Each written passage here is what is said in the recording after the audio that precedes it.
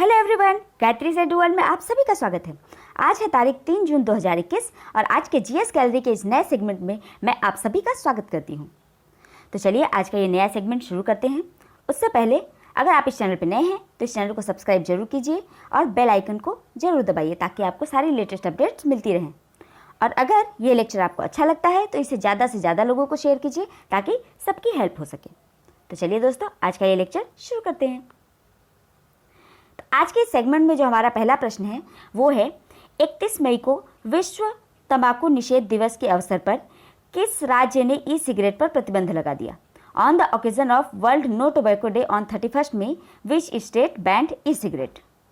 Option A Assam, option B Uttar Pradesh, option C Rajasthan, option D Gujarat. तो चलिए आप इसका आंसर दीजिए। जी, इसका आंसर होगा option C Rajasthan.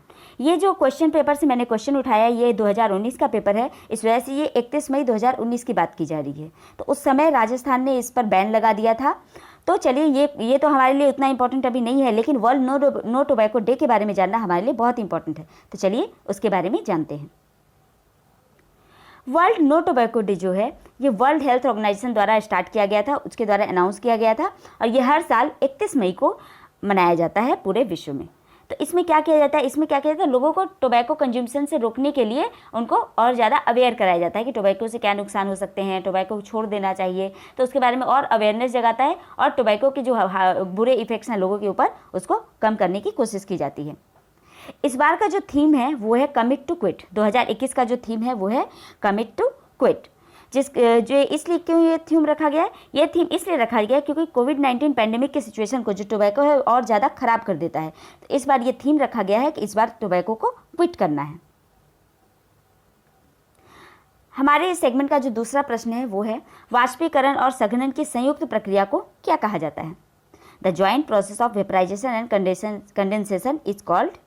Option A ऊर्ध्वपातन या sublimation, option B chromatography, option C आसवन या डिस्टिलेशन, ऑप्शन डी क्रिस्टलीकरण या क्रिस्टलाइजेशन। तो चलिए आप इसका आंसर दीजिए।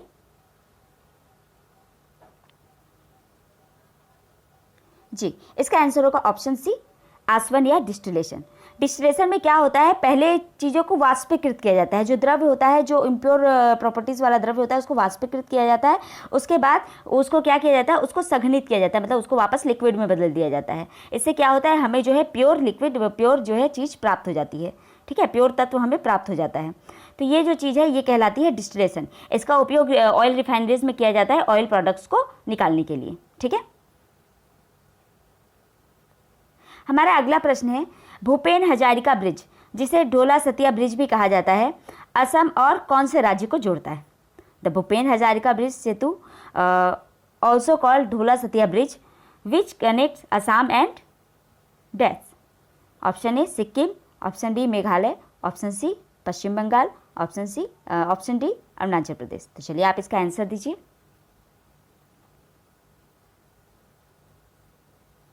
जी, इसका आंसर होगा अरुणाचल प्रदेश।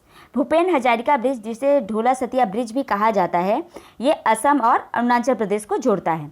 तो असम से ढोला को और अरुणाचल प्रदेश के सतिया को ये जोड़ता है। तो इन दोनों के बीच में जो नदी है, जिस नदी पर ये ब्रिज बना हुआ है वो नदी है लोहित, जो कि ब्रह्मपुत्र नदी की एक ट्रिब्यूटरी है।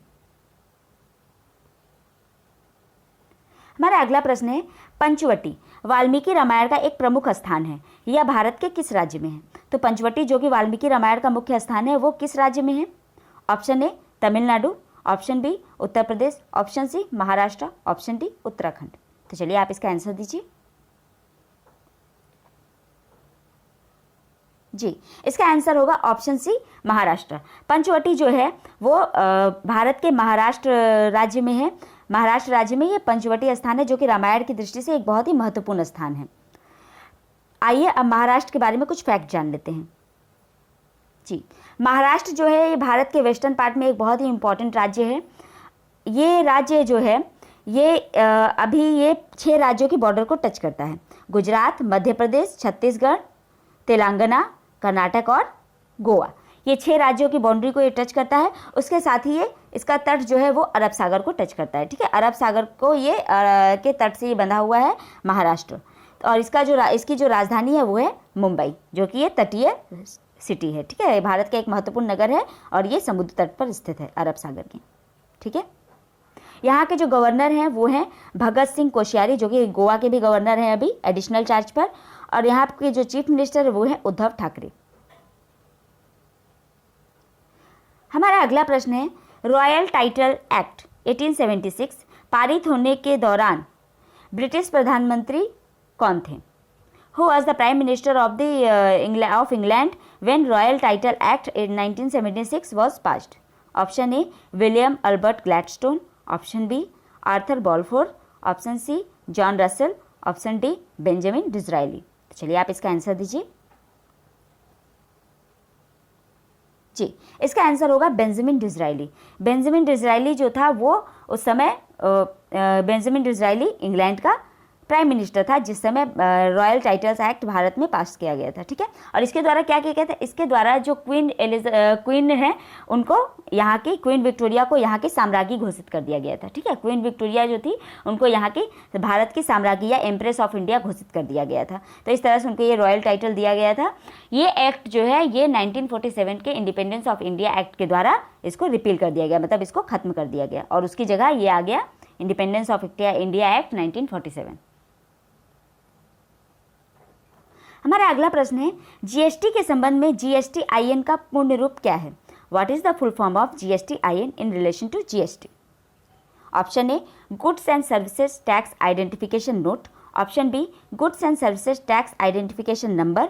Option C, goods and services tax information number. Option D, goods and services taxation income number. तो चलिए आप इसका आंसर दीजिए। जी, इसका आंसर होगा option B, goods and services tax identification number. ये एक प्रकार का नंबर होता है जो दिया जाता है लोगों को, मतलब जो गुड्स जो GST पे करते हैं उनको ये आइडेंटिफिकेशन नंबर दिया जाता है। तो GST जो है ये एक इनडायरेक्ट टैक्स है जो भारत में लगने वाले सभी इनडायरेक्ट टैक्सेस को इसने सब्ज्यूम कर लिया, कुछ चीज़ों को छोड़कर। पेट्रोलियम प्रोडक्ट्स, उसके बाद फिर इलेक्ट्रिसिटी है, अल्कोहल प्रोडक्ट्स हैं, तो ये 3 चीज़ों पर जो है राज्य अपनी तरफ से टैक्स अभी भी लगाते हैं। लेकिन जो GST है उसने बाकी सभी वैल्यू एडेड टैक्सेस को और बाकी सभी इनडायरेक्ट टैक्सेस को सब्ज्यूम कर लिया है और इस तरह से ये जो है GST भारत में एकमात्र इनडायरेक्ट टैक्स रह गया है, ठीक है। पान सिंह तोमर जो 7 बार राष्ट्रीय चैंपियन रह चुके हैं किस खेल से संबंधित हैं? पान Singh Tomar, who was a 7-time national champion, is associated with which of the following sports? A. Hockey, B. Swimming, C. Shot put, D. Steeplechase। तो ये किससे जुड़े हुए हैं? जी, इसका आंसर होगा ऑप्शन डी, स्टीपल चेस। जो पान सिंह तोमर है ये स्टीपल चेस से जुड़े हुए हैं और ये 50s के टाइम पे इन्होंने 7 बार के नेशनल चैंपियन रहे और उसके बाद 1560s के टाइम पे 7 बार नेशनल चैंपियन रहे। इन्होंने 1958 में एशियन गेम्स में भी भारत को रिप्रेजेंट किया था। क्वेश्चन नंबर 8, गूगल को किस वर्ष एक निजी कंपनी के रूप में शामिल किया गया? In which year was Google incorporate as a private company? तो गूगल को एक प्राइवेट कंपनी के रूप में कब इनकॉर्पोरेट किया गया? Option A 2000, option B 2005, option C 2002, option D 1998। तो चलिए आप इसका आंसर दीजिए। जी, गूगल को 1998 में एक प्राइवेट कंपनी के रूप में रिकॉग्नाइज किया गया था, प्राइवेट कंपनी के रूप में इनकॉर्पोरेट किया गया था। ये एक अमेरिका बेस्ड कंपनी है जिसके अभी CEO हैं सुंदर पिचाई। हमारा जो अगला प्रश्न है वो है, निम्नलिखित में से कौन सा शब्द किस्तों में ऋण के भुगतान की कमी या भुगतान को संदर्भित करता है? Which of the following terms refers to the running down और payment of a loan in installments? Installments में लोन को पेमेंट करना या भुगतान करना ये क्या कहलाता है?